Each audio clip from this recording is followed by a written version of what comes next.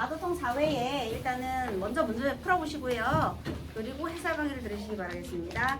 우리 1, 2, 3번은 강연, 그러니까 화법 문제죠. 얘는 뭐 어려운 게 없어서 혹시 1번 몇 번 정답인가요? 1번. 2번은 5번. 3번은 2번. 2번인데요. 청중 3은 3번은 3번 선택지 볼까요? 청중 3은 강연 내용을 바탕으로 강연에서 직접 언급되지 않은 내용을 추론하였다. 어떤 내용이 찾아봐야겠어 라고 했지 그게 무슨 내용인지 추론하지 않았어요. 그치? 언급되지 않은 내용을 궁금해하기만 했습니다. 그래서 안 되는 거예요. 네, 근데 이거 4번도 네.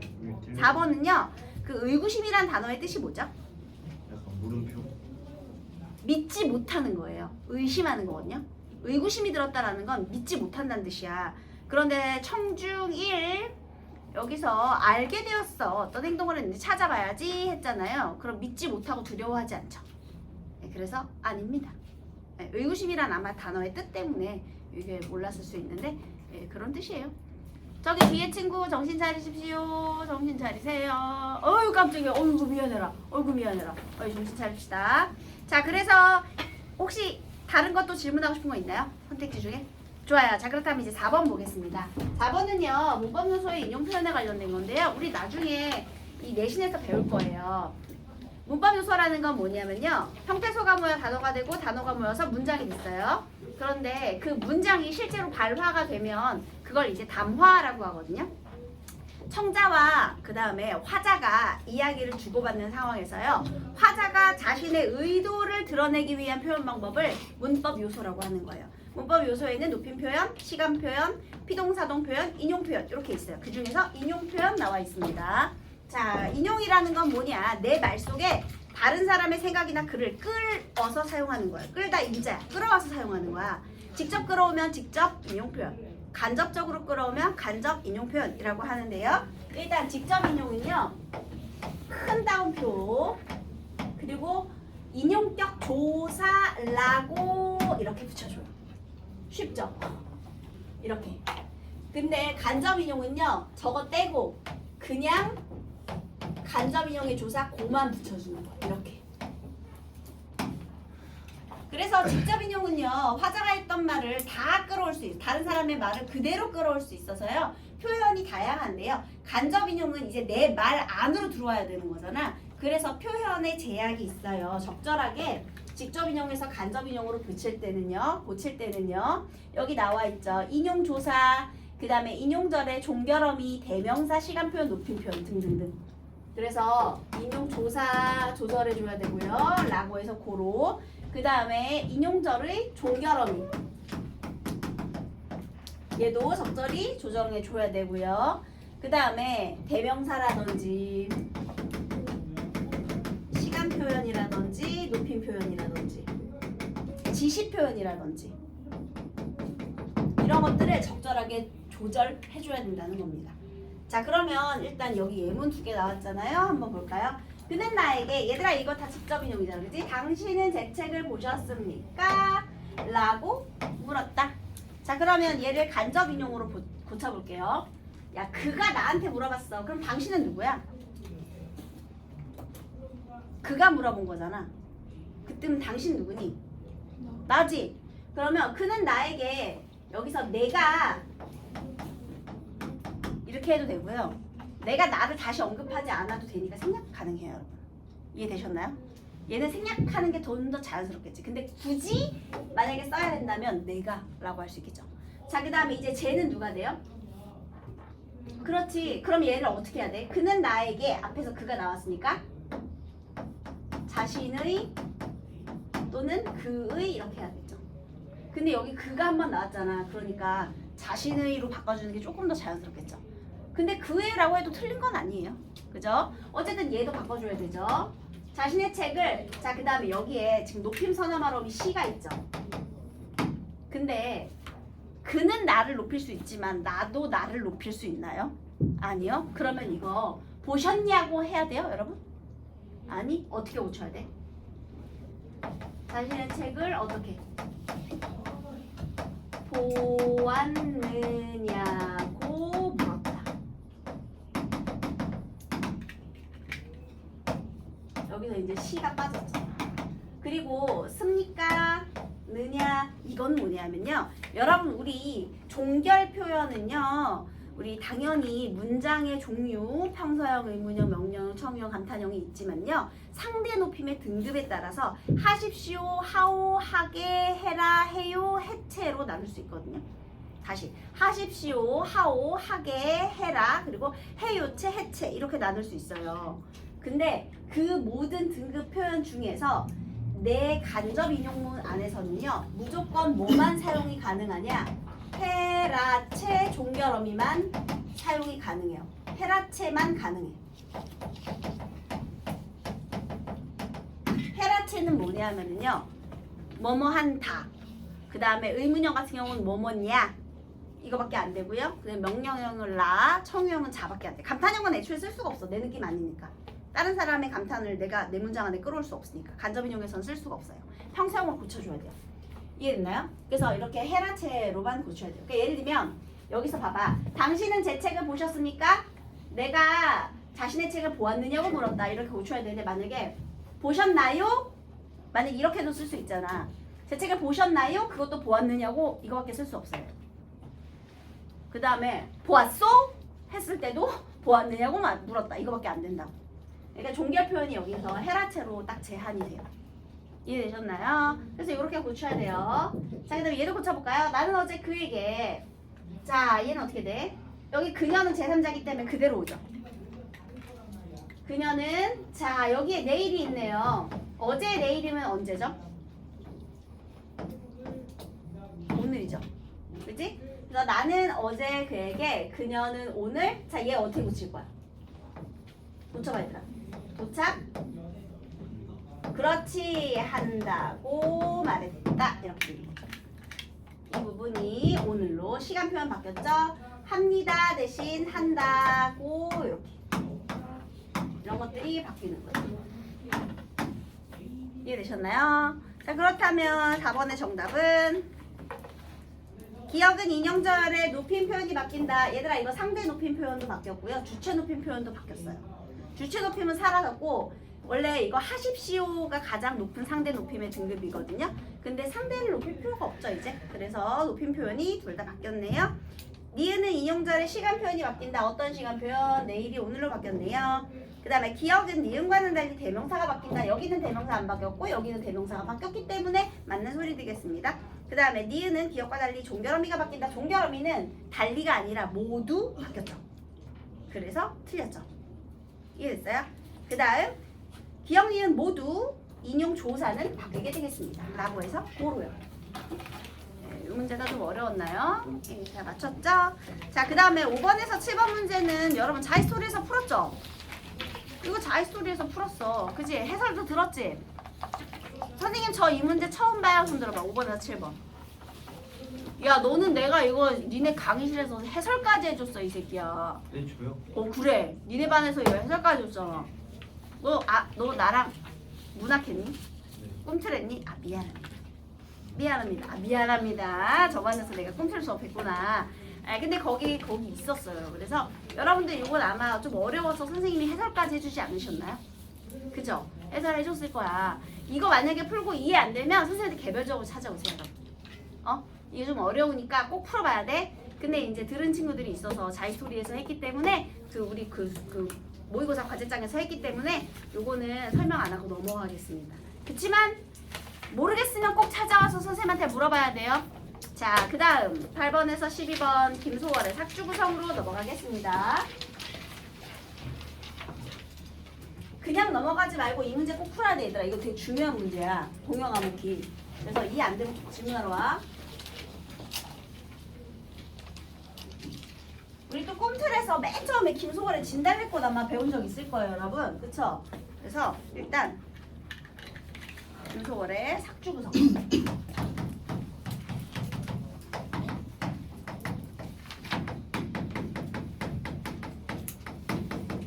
공부해 보도록 하겠습니다. 선생님이 김소월 씨의 특징이 뭐라고 했는지 기억하시는 분? 나랑 수업 들은 친구들도 있을 거 아닙니까? 기억이 안 나면 다시 알려줄게요. 1920년대에 시를 많이 썼는데요. 김소월 하면 앞으로 전통의 계승 얘를 꼭 떠올리셔야 돼요.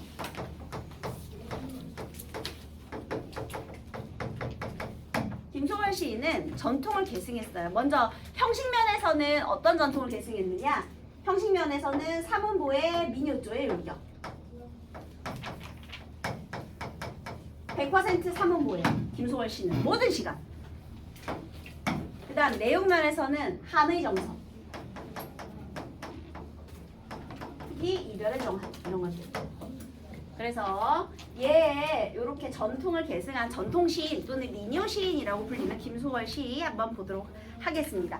일단 김소월은요 저기 북쪽 사람이에요. 이북 사람입니다. 그래서 고향이 어디냐? sak주 구성이래요. 얘들아 sak주 구성 이거 둘 다 평안북도 지명이에요.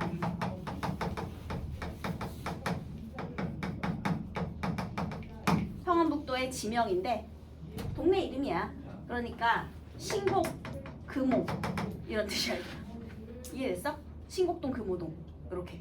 그런데 여기에 있는 특히 이 구성은요 김소월의 고향이 되겠습니다.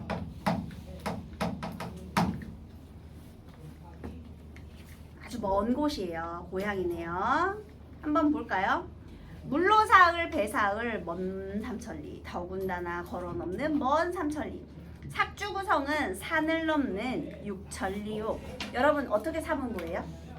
물로사흘 하나, 배사흘 둘, 먼 삼천리 셋. 아하, 사문보 확인했죠? 그죠? 물로사흘 하나, 배사흘 둘, 먼 삼천리 셋. 그래서 지금 우리 뭘 확인했어? 사문보 율격 확인한 거예요. 민요조의 율격이죠?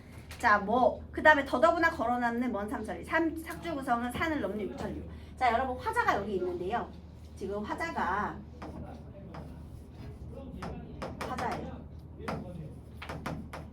화자가 어디를 가고 싶느냐?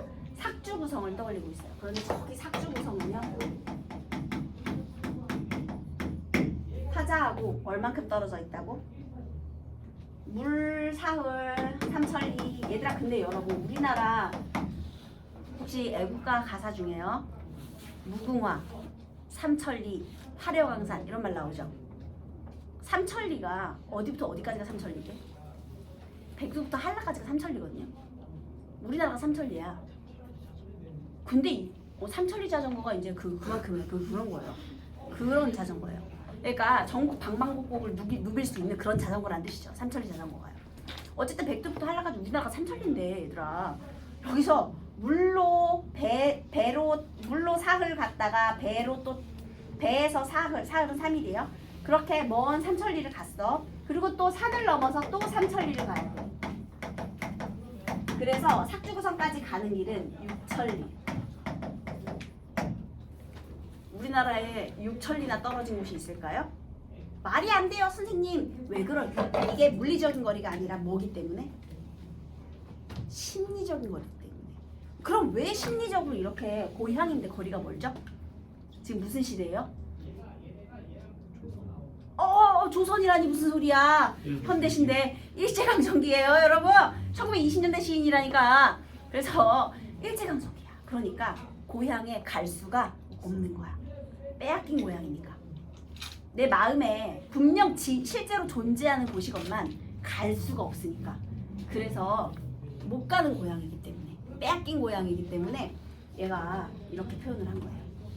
그래서 다시 여기서 지금 삼천리, 육천리 이 화자와 삭주구성 사이에 육천리라는 것은요 심리적인 거리를 강조한 거죠. 웃기죠? 여기서 일단 배 타고 가서 또 걸어서 삼천리를 가요. 그렇게 또 뭘 해요? 산을 넘어요. 그러면 여기서 이 산은 뭐가 되겠냐? 장애물이 되겠죠. 네? 장애물이에요. 산을 넘는 유천리까지 갔어요.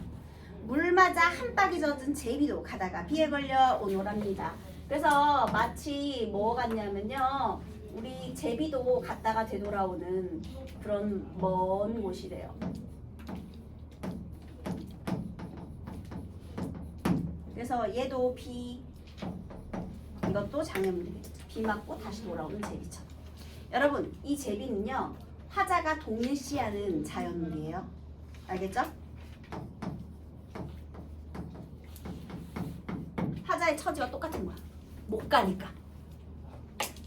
자, 그 다음 저녁에는 높은 산, 밤에 높은 산. 아까 산이 그 장애물이었잖아요. 근데 저녁에 더 높아질 수 있어요. 산이 갑자기. 그러면 왜 이런 표현을 썼느냐. 원래 그리움이라는 감정이요. 가만히 아무것도 안 하고 있을 때 깜깜한 밤에 더 심해지죠. 그러니까 밤이 되면 그리움이 깊어진다 이런 뜻입니다. 저녁에 높고 밤에 높은 산. 이거는 밤이 되면 점점 심해지는 그리움의 표현인 거예요. 이해되셨나요? 자, 그 다음 삭주구성은 산 너머 먼 육천리. 이거 아까 A 부분에서 1년에서 4행 있죠? 그 삭주구성은 산을 넘은 육천리요. 그 부분에 이렇게 한번 표시해 볼래요? 4행에 하나, 둘, 셋, 넷, 4행에 그 다음에 지금 3년에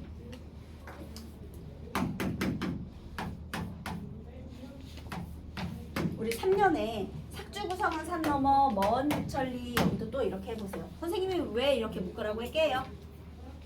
둘이 어때? 비슷하잖아. 그치? 그래서 지금 뭘 하고 있냐면요. 유사한 시행, 반복 및 변주를 통해서 주제의식을 강조하는 겁니다. 반복을 통한 강조가 있어요. 그 다음에 삭주구성은 산 넘어 먼 육천리인데요. 그런데 가끔 꿈에는 사후천리. 이건 또 무슨 소리야? 그런데 여기는 있는데 내 가끔 꿈을 꿀 때가 있대. 꿈에서는 4, 5천리. 왜냐하면 꿈에서는 조금 더 가깝게 느껴지니까. 그러니까 지금 이러한 거리들이 전부 다 뭐라는 거야? 심리적 거리감이라는 걸 알 수가 있는 거죠. 그렇죠? 그 다음에요. 가다가 오다가 돌아오는 길이겠지요. 그래도 갈 수 없어. 조금 가까워도. 왜냐면 이미 삼천리를 넘어갔잖아. 못 가는 곳이에요. 자, 그래서 서로 떠난 몸이길래 몸이 그리워. 님을 둔 곳이길래 곳이 그리워. 얘들아, A는 B, B는 C 이렇게 표현하는 방법 뭐게요? 연세법입니다. 그래서 여기 연세법도 사용하고 있네요. 몸이길래 몸이 그리워. 곳이길래 곳이 그리워. 이렇게 뒷부분을 한 번 앞에서 다시 받아주는 것을 우리가 연세법이라고 하는 거예요. 어쨌든 간에 내가 지금 삭주구성을 그리워할 수밖에 없는 이유가 바로 님이네요. 이 님. 사랑하는 님이든 가족이든 어쨌든 님을 둔 곳이길래 곳이 그리웠대요. 그 다음에 못 보았소. 새들도 집이 그리워 남북으로 오며 가며 아니합니까? 얘들아, 아까 제비는 갔어 못 갔어? 못 가고 돌아왔지. 그런데 이 새들은 어때? 지금 이 새들은 자유롭게 남북으로 뭐 하고 있어요? 응? 이 새들은 뭐 하고 있어? 남북으로 자유롭게 오고 가고 있죠. 그러면 제비는 아까 화자와 동일시되는 대상이었지만 새들은 아니죠. 새들은 대비되는 처지에 있어요. 얘는 자유롭게 오고 가는.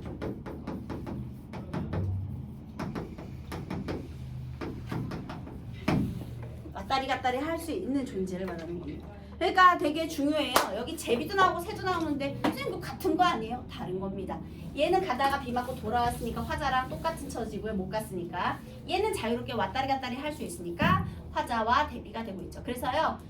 동일시하는 자연물도 있고 대비되는 자연물도 있어요. 그래서 그 어떤 부분인지 확실히 확인하고 문제 푸셔야 됩니다.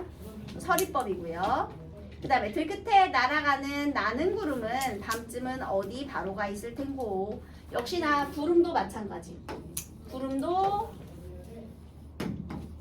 왔다리 갔다리 자유롭게 갈 수 있다. 그러니까 새들과 구름은 똑같은 거예요.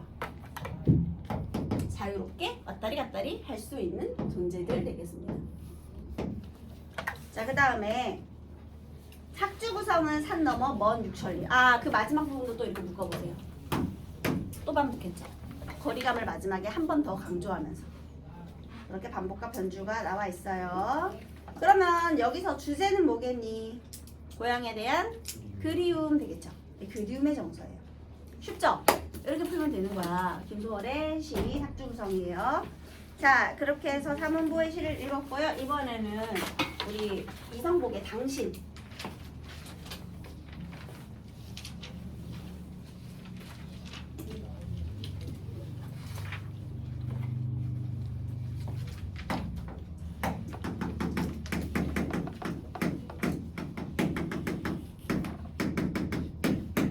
한번 보도록 할게요. 이른 아침 차를 타고 나가 보니 아낙네들은 얼어붙은 땅을 파고 무시를 갈고 있었습니다.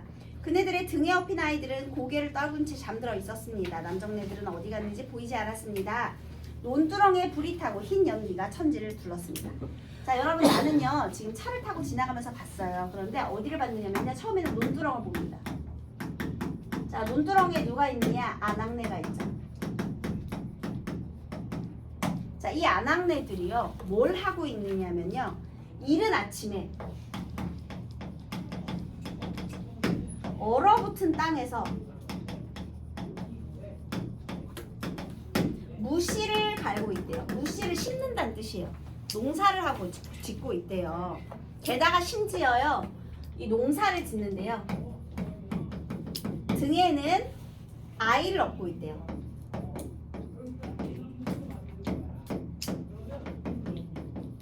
그리고 남정네는 없대요. 아, 이 아낙네들의 삶이 어때요, 여러분?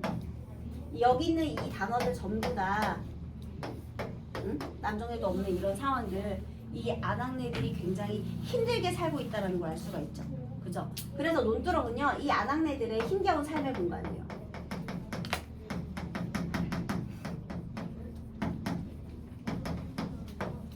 추워 죽겠는데 이른 아침 새벽부터요, 얼어붙은 땅에서 이렇게 힘들게 일하고 있잖아. 근데 나는 어떻게 하고 있지? 차를 타고 나갔죠. 그럼 나는 이 사람들과는 좀 달리 그래서 좀 여유롭네. 그렇게 해서 나갔어요. 자, 그 다음에 왜 하필 무씨냐? 여기 있는 이 무씨는요, 채소이기도 하지만요, 뭐하고도 어떤 의미가 떠오르니, 얘들아? 없을 무자하고도 우리 동음이유잖아요. 그죠? 그래서 약간 허무의 이미지도 떠오르죠. 얘네들이 이거 농사 열심히 지어서 잘 살게 될 것 같니? 아니지. 고생만 존나게 하고 형편은 별로 나아지지 않을 것 같죠? 그냥 이렇게 계속 고생할 것 같죠? 그쵸? 그래서 이제 그런 의미들을 얘기한 거예요. 그래서 그거를 봤고요. 논두렁에 불이 타고 흰 연기가 천지를 둘렀대. 근데 이것도 있잖아요. 왜 뭐 벌레를 벌레 죽이려고 이렇게 불 지른 걸 수도 있고요. 어쨌든 농사 지을 때 보통 이렇게 불 이렇게 한번 이렇게 밭에 불 한번 지펴 주거든요. 그래서 그냥 농사 지는 장면인데 결코 아름다운 장면은 아닙니다. 그죠? 연기가 있는 장면이에요. 자, 그다음에 이번에는요, 진흙길을 따라가다가 당신을 만났어요. 아, 또 진흙길이야. 좋지도 않은 길이죠. 무릎까지 오는 장화를 신고 당신은 아직 물이 마르지 않은 뻘밭에서 흑두성이 연풀이를 캐고 있었습니다. 자, 이번에는 뻘밭 까지 흙탕 진흙길 지나서 뻘밭까지 봤거든요. 근데 뻘밭에 당신은 장화를 신고 뭘 하고 있어요? 흑두성이 연뿌리를 캐고 있대요.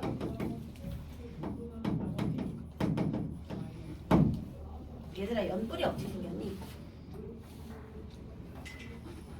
연꽃의 뿌리인데요.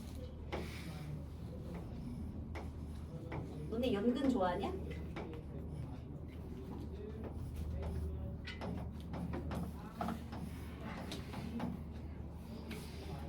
이렇게 자르면 연근이에요. 뭔지 알죠? 연의 뿌리. 이렇게 비어있죠, 물관이. 자, 그럼 다시. 야, 뻘에서 이거 하면 얼마나 힘들겠냐. 더 힘들어. 얘보다 더 힘들어. 지금 물이 마르지 않은 뻘밭이니까 발도 푹푹 빠질 거 아닙니까? 이렇게요. 그래서 지금 얘도 고된 노동에 시달리고 있죠.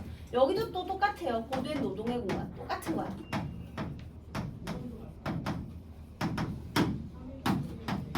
이 당신도 힘겨운 삶을 살고 있는 사람이죠. 그러니까 지금 아낙네들이나 당신은요, 전부 소외된 이웃들을 말하는 거예요. 힘들게 살고 있는 사람들. 혹시 당신이 찾은 것은 연뿌리보다 질기고 뻗센 당신의 상처가 아니었습니까? 자, 이 연뿌리 이꼴 뭐라고 생각한 거야? 당신의 상처. 왜? 고생을 존나게 해도 상처밖에 남은 게 없어요. 돈은 벌리지 않고요. 무씨를 심는 거나 연불이 캐는 거나 뭐가 달라. 이런 뜻입니다.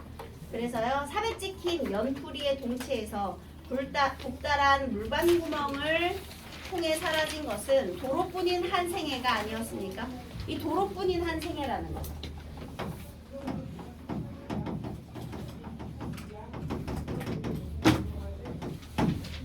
아무리 노력해도 고통밖에 남지 않는 그런 상황을 말하는 거예요. 그러니까 노력이 헛되다라는 거죠.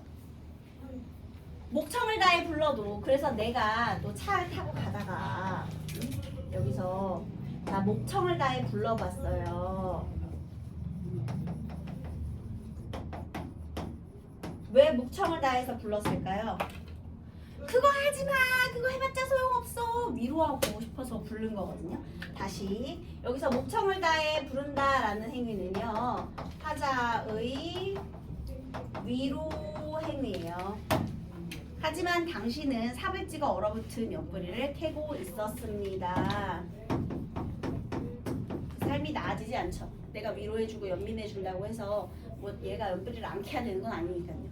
그래서 얘는요 소외된 우리 이웃에 대한, 그러니까 소외된 사람들에 대한 연민의 감정을 드러내고 있는 겁니다. 위로와 연민. 위로와 연민을 건네도 달라지는 삶은 없는 것이죠. 이해되셨나요? 예.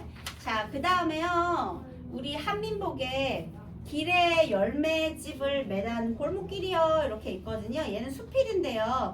얘는 이제 크게 어렵지가 않아요. 일단 골목길의 다양한 풍경인데요. 우리 시골 방앗간이 굉장히 완벽하다라고 생각하는 건데 한번 볼게요. 담장 위 당미가 붉은 혀를 깨물고 있다. 색채 이미지. 비누 냄새 후각. 풍기는 하수도 물이 길 따라 흘러내린다. 물소리도 길 따라 휘어지며 흘러내린다. 너네가 생각했을 때 하수도물 그러면 왜? 이렇게 되잖아. 근데 무슨 냄새가 나? 비누 냄새가 풍기고 있어요. 그러면 일단 여기서 의심을 한번 해봐야 되고 나쁜 건 아닌 거야. 저녁 식사 시간 골목길은 음식 냄새들의 유원지다. 게다가 또 유원지라는 표현을 썼죠. 그러니까 이렇게 긍정적인 시어를 갖다 붙이고 있잖아. 그러니까 하수도 안 좋은 거지, 그치? 그런데 하수도의 비누 냄새, 좀 향기로운 냄새를 갖다 붙이고 있고 또 음식 냄새에도 유원지 이렇게. 그 다음에 종량제 쓰레기 봉투를 뜯고 있던 고양이가 도망간다. 전봇대에는 가스 배달, 중국집 전화번호 스티커가 신속히 붙는다. 아마 신속 배달이었겠죠. 그 다음에 한때 골목 대장이었던 아이가 가장이 되어 아파트 경비하러 급히 내닫는다. 처녀가 힐끗 뒤돌아본다. 사내의 발작 소리가 멈칫한다. 두부장수가 리어카를 세워놓고 더 좁은 골목길로 종을 울리며 들어가자 붉은 장화를 신는 비둘기 분대가 후두둑 리어카에 낙하한다. 아침 7시 더 넓은 골목에 가 살기 위해 직장 나가는 셀러리맨들의 발작 소리에 밟힌다. 얼어붙은 길 위에 염탄재가 부지직 소리를 낸다. 허리가 나처럼 휜 할머니가 숨이 찬지 허리는 펴지 못하고 고개만 들고 숨을 고른다. 가로등이 켜지고 나방 그림자가 벽에 부딪힌다. 여러분 이거 지금 골목길에 대한 뭐예요? 묘사죠. 그리고 골목길에 나타나는 상황을 열거하고 있죠. 그죠? 그래서 구체적인, 굉장히 사실적이고 감각적으로 묘사하고 있어요. 거기 감각적 묘사라고 적어볼까요?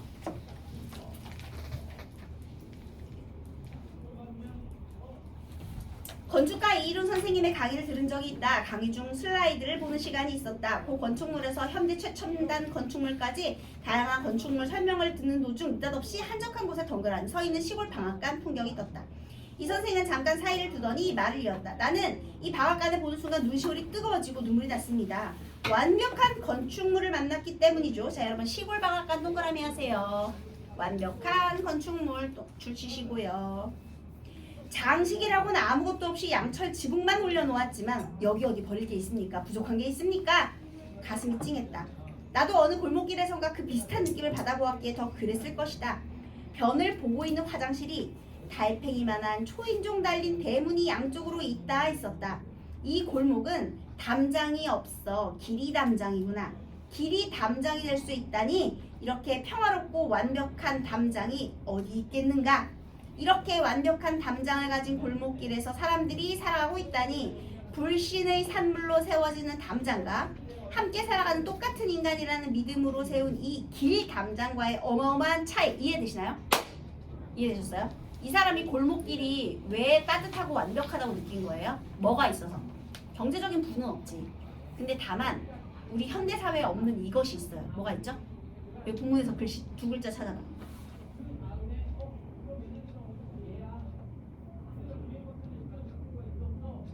똑같은 인간이라는 뭐가 있다고?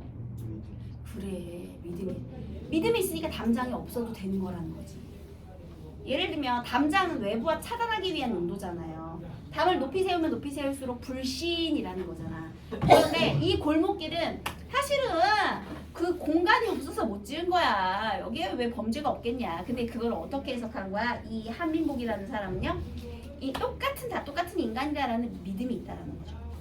그래서 이 삭막한 현대 사회를 비판하면서 이 믿음 때문에 이 길 담장, 그러니까 길이 담장이 된 거야. 왜냐면 좁은 길을 사이에 두고 집이 붙어 있으니까 다닥다닥. 그러니까 믿음을 강조한 그런 내용이 되겠습니다. 이해되셨나요? 그래서 이제 건강해 보이고 이렇게 좋게 보이게 되었다. 이렇게 된 거죠. 여러분 이거 12번까지 문제 다 풀고 채점하시면 돼요. 선생님 나중에 검사한다.